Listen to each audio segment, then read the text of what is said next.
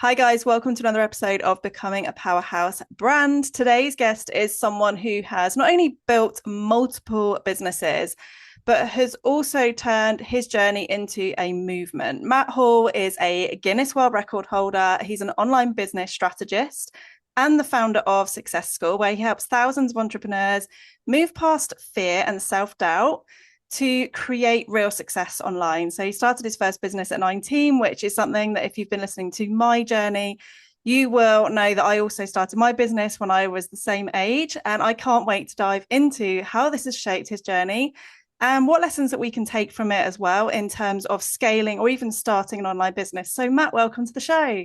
Wow, that sounded so professional. I'm going to, I was like, I'm starting a movement, and then I'm going to think, I'm assuming we probably sent you that, but it sounded good anyway. It sounded But awesome, thank didn't you. it? Yeah, it did. Thank you so much. It's really nice to connect with you, and I just love your vibe, your energy, and that was really interesting because I didn't know we started our businesses at the same age, Yeah. right? So it's probably quite some common stuff that we've got in common there. Yeah, definitely. I'd love to know, actually, like if we just dive straight into it, what made you start at 19? Like, was there kind of an entrepreneurial background? Did you have other people that you were following in that journey? Was it always something you wanted to do? Oh God, no! Like I'm the opposite. I always say, you hear these stories now from I don't know, your Gary Vaynerchuks, and they're always talking about the 11-year-old that sells lemonade on lemonade stands and all this kind of stuff that's entrepreneurial. I was not entrepreneurial at all. I always wanted to be a performer and an actor, and I was sort of like quite creative and stuff like that. But I think back then, I don't think entrepreneurship was something you really heard of. Like when I was at school, when I was like 14, 15, 16. Yeah. Yes, there was performers and actors and things like that. So that was the thing that I was always interested in. But the truth is, I started a business kind of just by taking an opportunity and not really thinking about it, which probably sums me up a little bit. But so I was acting. I did some television work when I was like 15, 16. And then I joined a Take That tribute band when I was 17. So I was touring every weekend at 17, just thinking I've made it. I'm getting paid hundreds of quid, on the weekend to just perform to screaming audiences. I was like, this is it at Yeah. 17. Um, but the reality was the guy who managed us was just not a really nice person. We didn't like him. He was a bit of a bully. And so us lads were like, we know we love our job and we know there's a demand for what we do, but we just don't want to work for him anymore. And I just had this idea. I was just like, well, what if I just bought us some speakers and bought the costumes and we just managed ourselves kind of thing? And the lads were like, yeah, the other lads were like, I don't want to be taking bookings or advertising us or doing any of that. I just want to work every weekend and do the gigs. Yeah. So by just seeing an opportunity and just being like, I'll figure it out, um, before I knew it, I had a business. And that then grew into a business where we've now got, I think, about 500 acts on our kind of books. We both manage acts and we're an agency for acts. We have, a full-time team that work for the business now. We've got offices, rehearsal studios, vans, like it's a proper business. But Yeah. it didn't start out like that. And I think there's something to be said for that in terms of that's one thing, when you reflect on the personality traits, the character traits that help you achieve things. I think, and part of it was being 19 and naive. Like, let's not dress it up for what it isn't. But part of it was just going, I don't have all the answers. I don't know all the steps. I've got no business training and I've had no mentors or anything like that. But I'm willing to give it a go and just learn through doing and figure it out. And Yeah. that is basically what I did. Amazing. And that is basically what entrepreneurship, isn't it? It's just creating, like it's being creative, isn't it? It's playing, it's experimenting with things and having that sort of side to you that means that you are going to go through the ups and the downs. Like it's all part of the journey. I think that's, yeah, Yeah. that's really inspiring for And I other think people. I agree, and I think it's been okay with it not always going right. I think people are so scared of failure, and they're so scared of, yeah, but what, I don't know all the answers, or I'm not experienced in this, so therefore I can't make it work. Instead of being more curious about, well, if I did know how to do it, what would I have done, or who would help me get there, or who do I need to speak to? Those kind of things. I think it's Yeah. that thing of being open, trusting in yourself to have the ability to find the answers and figure it out. And I think that's a really good kind of attitude not just going to serve you well in business, but in my opinion, in life. Like it's a Yeah. good way of being, right? Yeah, definitely. Like we've got to experiment. I mean, if someone had said to me 3, 4 years ago, Jackie, I want you to do a podcast, I would have been like, yeah, right, absolutely not. Just Okay. would never have even thought of doing that. And now it's my absolute favorite thing to do in my business. Like I love bringing on amazing people that I can interview. Like I love that I get to share my journey with my audience. And yet you think like 6 years ago, I was that person that was an absolute quivering wreck, holding my phone, palms sweating, like, oh my God, what if somebody comes on live and listens, watches? I'm going to word vomit. And you have to really sort of push through that and not worry about what other people are going to think because we've only got one life. We're all here to experiment and like live life to the bloody fullest, aren't we? Hell yes, you're talking my language. I couldn't agree more. And I think people are so like a lot of people, struggle with confidence. And it's Yeah. that whole thing of how do I build confidence? And from my experience, like one of the main ways of building confidence is by being okay with not being confident and doing it anyway. Yeah. So like nobody's like confidence comes from a level of evidence that you can do this. Whenever you're doing something for the first time, you can't have that evidence because you've never done it before. So I think being okay with not having confidence is the thing that will create confidence because you just do it anyway. What I always say is it's courage. It's having courage, which is different to confidence. Courage is I'm going to do this thing, even though I'm a bit nervous and I'm scared and I don't have all the answers. That's what courage is and sort of bravery. By having courage, you then commit to doing the thing. And that's what breeds the confidence that actually I can do the thing. But I Yeah. think people are waiting to be confident first. And in reality, like that very rarely happens in many scenarios. Yeah. And it's waiting for everything to be perfect. Like I was of the mindset of I need to have the perfect mic, I need to have the recording studio, I need to have the amazing background. Like I can't possibly start a podcast. And then I got a mic and I was recording it in my son's bedroom for the first Brilliant. year. Yeah. Like you just have to do it, just do the thing. Nothing needs to be perfect when you like just to build your confidence and to start. And I'm sure you'll agree, we're still waiting for it to be perfect because Yes. it just doesn't exist, right? There No. is no perfection. And it's almost like it's that imperfection that actually people warm to and relate to anyway. So it's kind of silly that we do that to ourselves and we convince ourselves it needs to be Yeah. something that it really doesn't need to be. Yeah. And you help people in like your programs with your coaching to move past that fear and those self doubts that creep in, as it always does.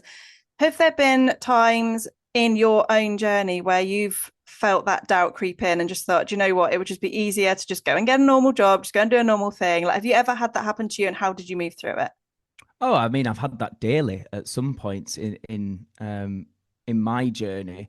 I mean, the first, I would say about 8 years of running my business was awful. Like I know it sounds quite dramatic, but I think if I'm honest, like it was crap. I didn't love those first years because I was working 7 days a week. I didn't have all the answers and the experience. I was making mistakes. I trusted people I shouldn't have trusted that stole thousands of pounds from me. I hired the wrong people that I had to let go. And if anyone can relate to that, like having to let someone go from your business is one of the most emotional, toughest things to do. And I had to do Yeah. that multiple times because I got it wrong multiple times. I made so many mistakes. And back then, when I was 19, so that's 15 years ago this year, I wasn't aware of business mentors that you could access or even like podcasts Yeah. or It wasn't YouTube a tutorials. thing, was it? I don't, I mean, it might have begun, but it wasn't like as mainstream as it is now. It yeah. certainly wasn't something that was on my radar. So all I knew is my dad's a fireman, my mum's a hairdresser. Nobody in my family's ever set up a proper business. I wasn't taught it at school. It was just like figuring it out. So I had self-doubt all the time. But what I do think is I just I was like, I'm not giving myself another option. Like, I know I don't want the norm. I don't want a life of just settling or existing. And I know this might be hard and tough, and some days you just want to quit. But I think I'm quite good at always thinking, but what's the alternative and how would that feel like? And the alternative was going and working for somebody else. And I've never done it. Honestly, I've never had a job. I don't know what it's like to have a job. I mean, I was part time at 16 in Nando's. I did one shift a week for a bit at 16 years old. And honestly, aside from that, like I say, I was a performer. I was out, jobbing as a self-employed performer. And then from 19, I've run my own businesses. And I think the reason is I didn't allow myself to have a plan B. And part of that is privilege. I was really lucky that, we were never rich or anything like that, but I had supportive parents that, I was living at home at 19. And, there is certain things I'm aware of that help with that. And I know we all have different circumstances, but I think that mentality will help people go far is just bet on yourself, back Yeah. yourself. And today, it really has never been easier with artificial intelligence, which we didn't have back then. Social media, I don't think we had Instagram 15 years No. ago, right? You forget how much we have at our fingertips. And that's before you start on investing in mentors and things like that. I had none of that. So, yes, I had a bit of privilege in one sense. You might say I was 19, living at home, carefree, no kids. I had that, but I also didn't have a bloody clue what I was doing or any support in the business world because none of my family knew that world or understood it. Yeah. So, yeah. You've been in this space for 15 years, and I know we just touched on the fact like there wasn't an Instagram or anything like that then. I'm not even sure Facebook was around. I feel like it might have been around Just started. So the 2000. I online want to say space that was 2007-ish, and I started my business 2010. So we had Facebook, but it was just was to chat with your basic, wasn't it? mates. Yeah, it Yeah. was very different. It Yeah. was showing pictures of your food and your nights out, wasn't it? And being like, yeah, exactly that. And being really excited about the fact that on the picture you could tag someone and their name flashed up next to them. Do you remember that being really cool? Like, oh my God, on a picture, your name comes next to your face. Wow. So yeah, that shows how old we are. Oh So God. you've been in this space for such a long time. What have you noticed has been the biggest shift for you in terms of being able to scale your business? Because, like you said, we've got everything at our fingertips now. You can literally start a business today and be making money. Well, today, tomorrow. Like you can literally start that if you really wanted to, and you put your mind to it, and you had the right people. What have you noticed, and it has excited you the most about the change that's happened in the online space? So I guess what's excited me is it's never been easier. If you want to connect with people anywhere in the world that can open doors for you and build relationships with them, you don't even need to get out of bed. Like that is insane when you think about it. Yeah, So it's never been easier. Um, I'm equally I'm equally terrified and excited as hell about artificial intelligence. I think in equal proportions. Like I don't think there's one stronger than the other. I think it's a very, very exciting thing. And we're very lucky to be living through this time. And it's terrifying to know who knows where this is going to progress with the rate of speed at which it is growing and developing. But I think there's amazing opportunities in that space that if you don't know about it, you should be getting to know about it. So I honestly believe, irrespective of look, markets have up and down times, and sometimes it's a bit easier and to sell and things like that. I believe that's a real thing. But all that to one side, generally right now, if you've got the right attitude and the mindset, there is really nothing stopping you from being able to make money online. We are so, and I say this to a lot of my clients and my community about just put your problems in perspective. Like when you go, oh, I'm nervous about showing up on Facebook, or I don't like going live. Somebody from school might see it, and I just think like you're building a business. Tell that to somebody in 1955 that you're scared that you get to access the whole world for free and yeah, market what you do and love. Like seriously, like give your head a wobble and recognize how bloody lucky you are. And I really think so. The upside is the opportunity is immense. The barrier to entry is lower than it's ever been. Pretty much anybody with an idea and a passion and a drive can now start to make money, which is amazing. And that really levels the playing field for people who are open minded and willing to learn and do the work. I think the downside that I've recognized over the last sort of 10 years or so is more entitlement than ever.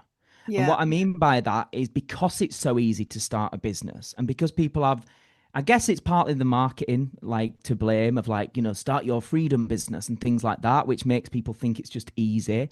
I think what's happened is we're breeding a generation of entrepreneurs, quote unquote, that don't know what it really takes because it has been so easy to get started and there is so many resources and so much help. And maybe there's an element in their defense of it's overwhelming because so many people are giving advice and they've got access to so much.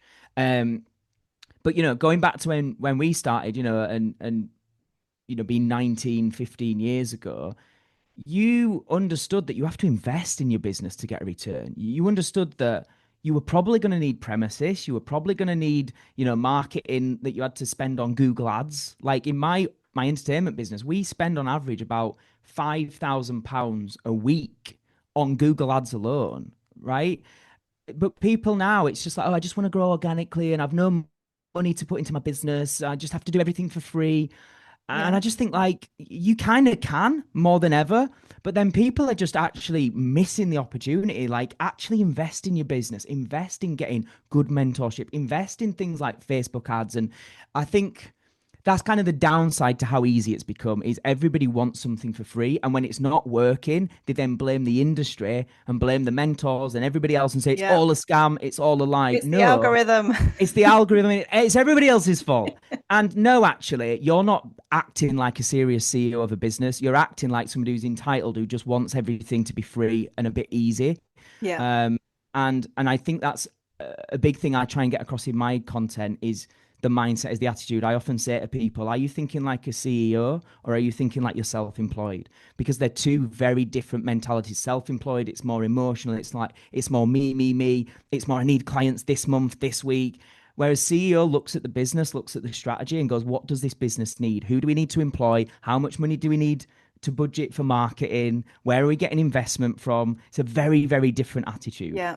Yeah. And I think, like you said, you can absolutely grow very organically and do all of that, but then you can't put the expectation on of, okay, I want to achieve like 10K months in 3 months' time. Like you need to have that advice and the support there to build a business. Like there are things that you need, like tools, systems, tech, like all of that is part of business, isn't it? Especially in the online space. Like you can't just be, okay, I've created an Instagram account, my website's out there. Where are the clients? Like it's just not going to happen. It's not realistic.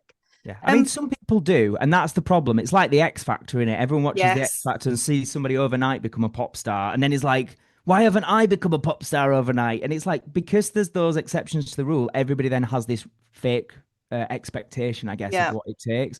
I think that's just something people have to be really careful of. Yeah. You work with mainly women, don't you, inside your programs?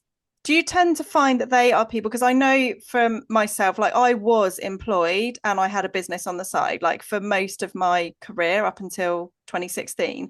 And the reason I started my business was because I wasn't able to go back to my full-time job. Like I had a baby to look after, that became my priority. And I was basically forced out of the kind of typical full part-time because that wasn't an option. And I think for a lot of women that I speak to, it's either because they've chosen to have a family and they want to have the income, they want to build that freedom and that business, or it's they've been in corporate, they've kind of worked their way up and they're just feeling like they want more, they want to experience more and have more life. What kind of people would you say you tend to bring into your programs? All of those people, really, you just described them.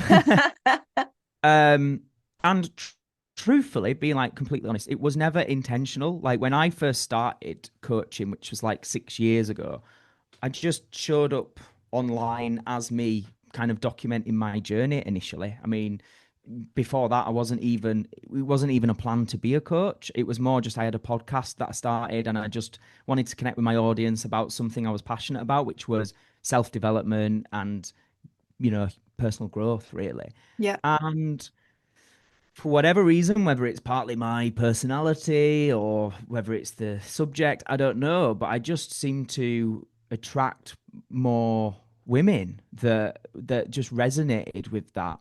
I've got loads of guys as well, and it is and we've got a mixture of people, range of different backgrounds, range of different goals. Um, but yeah, it's probably about 80% of my audience are female.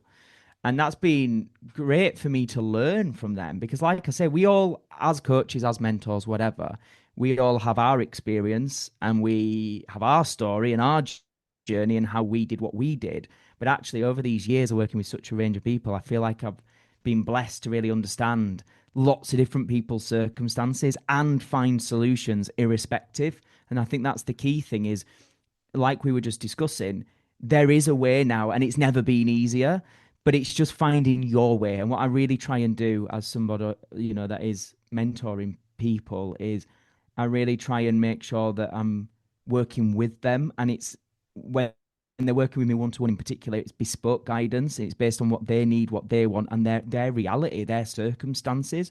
Yeah. Doesn't mean to say I don't push people and say, come on, we're making excuses now. But I think that understanding of it's not a one size fits all approach, I think is really, really key because people do have so many different factors in their lives which are different from person to person. Yeah, absolutely. It's got like I think that bespoke way of coaching is just an absolute game changer because everybody's individual, aren't they? That everybody has a different soul blueprint and what works for one person might not work for somebody else. I think when you can support someone in a way that is completely tailored to them, Yeah. they're going to get the results much quicker as well. So, from somebody starting from zero, like literally, they've maybe got an idea in their head, or maybe they haven't, and they just want to start their online business, what would you say to them would be the very first step that they would need to do? Do a bit of market research. And actually, what I say is if other people are doing it successfully, that's a big green tick. A lot of people, I think, get it wrong. They're trying to find the thing that nobody else is doing. They've all Yeah, heard this thing about unique selling points. And actually, if no one else is doing it, probably 99.9% of time, the reason is it doesn't work. So I think the first thing is not be, everybody. I work with a lot of coaches and online personal trainers, and like, but everybody's doing it. Well, they're not. That's not true. That's what it looks like in your world and your algorithm. Not everybody's doing it.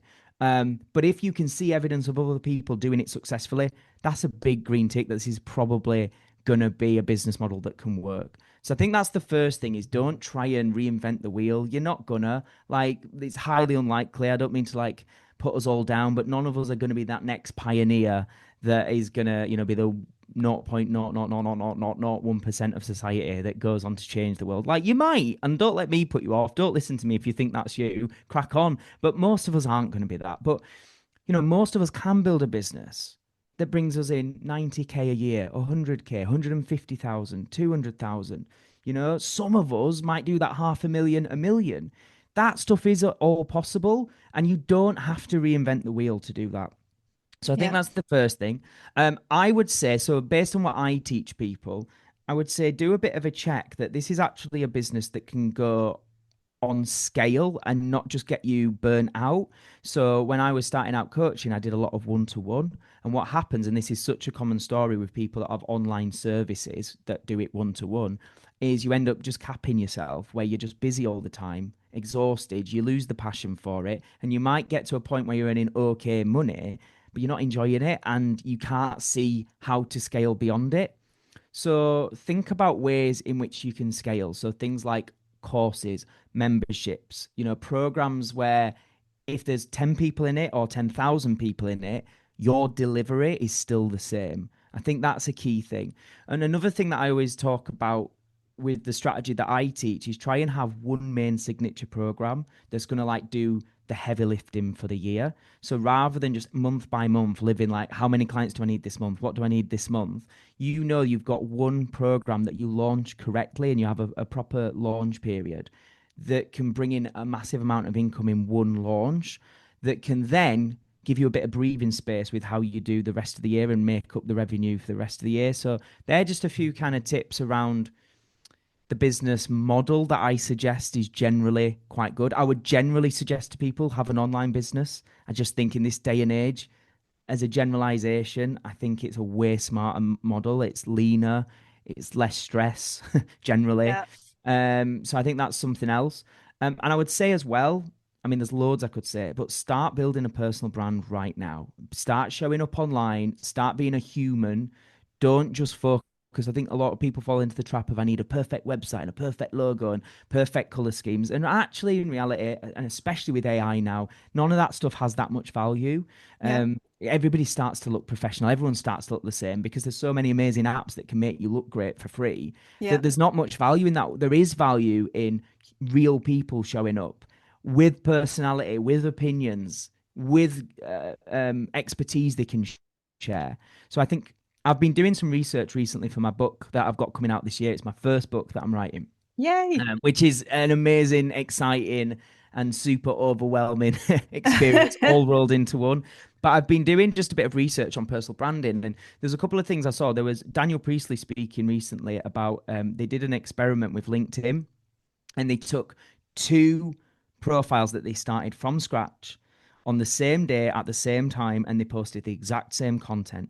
One was a business profile, one was a personal profile. And I think it was something like the personal profile grew 20 times faster and sort of bigger than the business one. And that can teach us something. People buy from people. Yeah. And that's the difference. It was the same content, but because it looked like a person was saying it rather than just a logo and a business, that's what made the difference. And I also was doing some research. There's people like Cristiano Ronaldo, I believe, on Instagram has more people following him than every football club put together. So he has more followers than Liverpool, Manchester City, Manchester United, all these big clubs put together. He has more followers, which again tells us a personal brand is Yeah. going to sell way more than a professional business.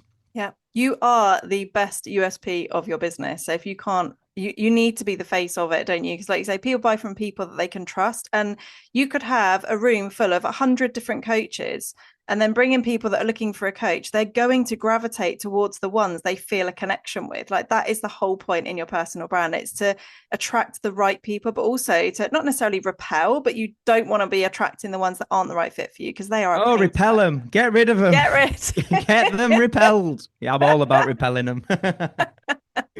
Yeah, I um, agree. you talk about living your best life personally and professionally. What does that look like for you now? I think it changes, truthfully, and I think it's okay for it to change. I think when we have this kind of idealistic version of how life should be, and then it's not going that way, but actually we're enjoying it, then we can start to feel like, oh, there's something wrong. Not necessarily. I talk about different seasons of your life. So if I was like really honest right now, I am so dialed in on building my business at the moment. I feel like I'm in a momentum season. So I'm kind of loving working 7 days a week. And that is at the moment, for me personally, in this season, I'm living my best life. Like I'm loving having conversations like this. I'm loving creating content. I'm loving working with the people I'm working with. I'm loving writing my book and doing my in-person events, all the stuff that I'm doing. And I heard my friend Dan Meredith speak about this at an event we were at the other week. He said people go on about work-life balance, and he's like, "Is everybody trying to get work-life balance? Do you believe it exists?" And he just sort of made a joke. He went, "I'm sorry to tell you, there isn't. There's just life." Yeah. And you just fill up your life with things that are fulfilling, that are purposeful, that you can enjoy. So some people that maybe don't understand entrepreneurship or are in different situations to me might be like, oh, Matt's going to burn out or he's working too hard. He needs a holiday. He needs a rest. I think a lot of the people that are saying that, I'm way happier than them. So I would just question, is that working for you, having your one holiday a year because that and your weekends off? Because I'm really happy. I'm loving it. Yeah. That doesn't mean it's perfect. Nothing is, and nobody's life is. It doesn't mean there's not times where it gets a little stressful or I feel a little overwhelmed, but doesn't everybody? Like Yeah. nobody, even those having the weekends off, feel that, right? So for me, truthfully, at the moment, it's looking like going all in on my businesses. I've still got great friends and a social life. It's just I don't see them as much at the moment, but they get it. They know I'm a bit mad and they understand me because they're true friends and family Yeah. and so on. So I think living your best life is about knowing the season you're in and making sure you're aligned with what your definition of success is in that season and being okay with that changing throughout the different seasons. Yeah, I love that. And I think being in those different seasons, it's all part of entrepreneurship, isn't it? And I think, like you say, working 7 days a week feels good to you right now, but equally in a month's time or a couple of months' time, you might be thinking, do you know what? Actually, I do need to take a step back. I am going to go on that holiday. I'm going to do more like free time and stuff like that works for some people, whilst other people I know only work like 5 days in a month and that works for them. Like Right. everybody gets to choose what success looks like for them, don't they? Definitely, definitely, and I think, and you're right, and I will go through those seasons. In actual fact, I've just cancelled a trip to Ibiza because I'm like, I just don't fancy going and fannying about and getting drunk. Actually, I don't want to do that. Thanks. So I just cancelled it and lost the money and what have you because I'm like, it's not aligned with this season, and Yeah. that's me. I feel really good about that decision. Actually, it was a bit, it was a chunk of my diary that I was like, I don't. It was bothering me, so I've taken it out. But you're right. There might be another time where I'm like, "Bring on Ibiza, get the beers out. We're going like, and Get that's me in cool. those clubs. Get me there, and I'll be there till 5 a.m. Like that's fine, and it might serve me again at some point, and it might not. And I think another thing I just want to touch upon with this is it's about authentic alignment. And I'm genuinely, authentically feeling aligned with who I am, what I want to be doing, and how I want to spend my days. Now, there's been times before where I'm chasing goals in my business and it wasn't aligned. It was through or from a place of desperation and not feeling enough and feeling like when I achieve these goals, excuse me, when I achieve these goals, I'll suddenly feel like I'm successful and I'm confident and I'm happy and I'm content. And it was the whole like chasing the horizon thing. Like Yeah. I'll be happy then. So I was chasing the goals from, I believe, the wrong place. Actually, now I chase these goals because I love it. I already earn good money. I've already got a good life. I've already got a level of freedom and flexibility that I used to dream of. So this next phase isn't about desperation, it's about fun. I'm enjoying building this business.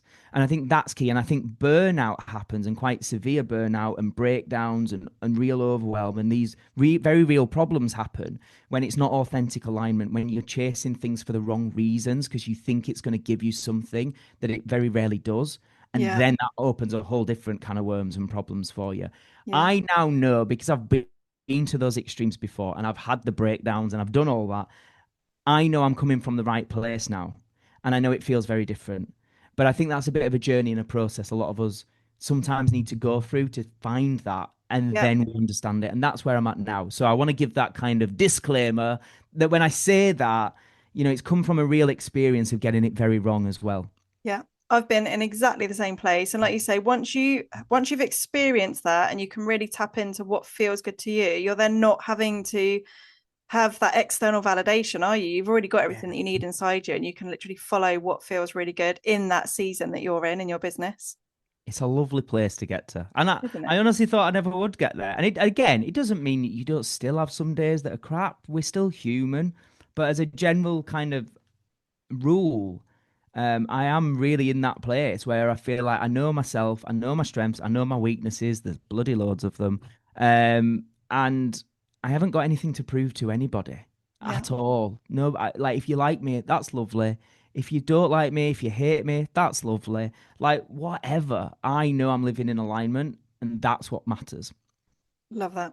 For anybody that is listening to this right now who has a business, it's going well, they're maybe booked out. I know I have a lot of people listening to the show who are perhaps like healers into wellness coaching and do a lot of one-to-one, maybe in person, maybe they've got a premises. What would you say to that person that is thinking about scaling their business to online to build that group program, the membership, to give them more freedom? Because at the moment, they're just constantly delivering to clients all the time. They're not giving themselves that space. What would you give them as one piece of advice to just get started? It sounds like I'm a sales pitch, but it's not. I'm sharing my experience. Get help from somebody that's done it. Whether that's a friend that's done it or whether it's hiring a strategist or a mentor, like I don't care, but get help because that's one of the biggest things, especially in those first 8 years, that I didn't do. I was so slow in getting help, and I think so many people do it and they just try and get the freebies and do stuff that on their own and things like that. But you're just going to make it way harder. And if you're already in that place where you're really busy and you're stressed out and you're booked up and overworked, you're just going to make this whole journey so much harder. And what I've seen people do is they know they want to change it. They start to change it, but they start to do it alone. It gets too hard and they just go, it's too hard and they settle and they never break that cycle. Yeah. And this is, I've seen it time and time again. So I really encourage you, get help from somebody who knows how to do it, who can support you, who can reaffirm you doing the right stuff, can encourage you on the days you need it, can give you a kick up the arse when you need it, can give you clarity. Like we need that as human beings. We're not supposed to do everything on our own. Um, I just think it's the fastest way to genuinely change your life if you're not happy. I love that. Thank you so much, Matt. Do you want to just finish this episode telling us where we can find you and tell us a little bit about your book that's coming out as well? Oh, nobody's asked me that. It's quite a new concept. Well, the plan at the moment is the book will be published in November this year. I've not yet revealed the title or anything like that, but how would I say it without giving the title away? Basically, it's a guide to making money, um, without being one of those shouty people on the internet telling you to buy this course for 997 or whatever. and talking about Rolex watches and Lamborghinis. Like, if you just want a normal person from Bradford that's had very normal beginnings, talk about how I've done relatively well. I'm going to share everything that I teach in that book, basically. So I'm really excited about it. It's a really great process. That requires a lot of discipline actually to write a book when you're very busy and doing lots of other things. It isn't an easy process as I'm finding it, but it's really good to just take everything I've known and learn over these 15 years and everything I teach daily, but actually put it together in chapters. I'm really enjoying it. I'm very, very excited about people reading it because I honestly think it's a little bit different to anything that's out there. I think it's practical. I think it's easy to follow. Hopefully, it's a little bit funny. Like to think I've got banter, but maybe other people disagree. So yeah, that'll be coming out hopefully in November. I would just say the easiest way to get hold of me and to keep up to date with me and know about that is just follow me on Instagram. That's my main platform at Matt Hall Official. Dead cheesy, I know, to call yourself the official you.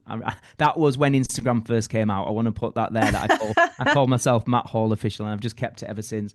So come and follow us. And I do like to say as well when I've been on a podcast like this, like please do follow me and drop me a DM saying you've listened to this. And if you've resonated with anything I said, actually start a conversation with me because that's something else to try and give as advice is we get into, you've probably heard people call it shelf development instead of self development. Like they just develop a shelf where they've just, and all I mean by that is there's more books, more podcasts, more YouTube videos. You're just taking in information. We just stop to, we forget that they're people that we could maybe collaborate with or work together with or whatever. These are real people you can connect with. So Yeah. if you have resonated, don't just get used to listening to a different guest every week. Go and connect with the ones you resonate with or you think you might be able to work together with in some capacity and build those relationships. So please do come and say hi. Matt Hall Official on Instagram. Yeah, definitely do go and drop Matt a message. And like you just said, like we are all humans behind our brands. Like we're all on most parts. Most people are very open to having conversations. Like we want to speak Yeah. to you and we want to help you. So yeah, I hope you've enjoyed this episode. Do reach out to Matt. Make sure you give him a follow. There's also a free guide that you can get in the show notes below. So make sure you go and grab that. And thank you so much, Matt, for coming on the show. It's been a pleasure. Thanks for having me. Thanks so much, guys. I will see you in the next episode.